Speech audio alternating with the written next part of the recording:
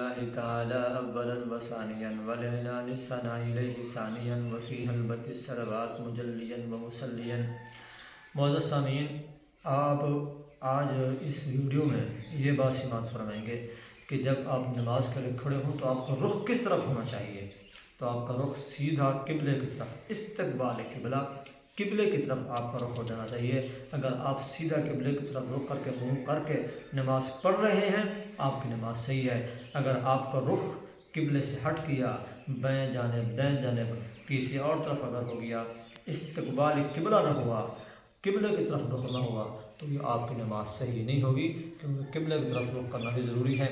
قرآن فرماتا ہے وَحَيْثُ مَا كُنْتُمْ فَوَلُّوا وُجُوهَكُمْ شَطْرَهُ۔ رب تعالیٰ کی ذات فرماتی ہے جہاں بھی تم ہو اپنے چہرے کو قبلہ کی طرف پھیر دو۔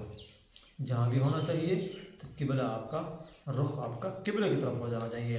دوسری بات ہے، حضرت ابو ہریرہ رضی اللہ عنہ کی روایت موجود ہے، صحیح بخاری جلد 2 صفحہ 286، صحیح بخاری جلد 2 صفحہ 286 کے اندر یہ بات موجود ہے کہ جب آپ نماز کے لیے کھڑے ہوں تو آپ اپنے قبلے کو رخ، اپنے رخ کو صحیح کر لیجئے۔ عن ابی ہریرہ رضی اللہ عنہ قال قال رسول اللہ صلی اللہ علیہ وسلم اذا قمت الى الصلاة فاصبغ الوضوء ثم استقبل القبلة۔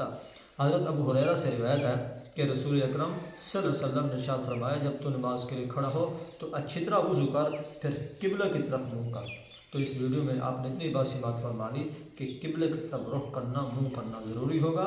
اگر آپ کا رخ، آپ کا چہرہ مبارک قبلے کی طرف نہیں ہے تو پھر وہ آپ کی نماز نہیں ہوگی۔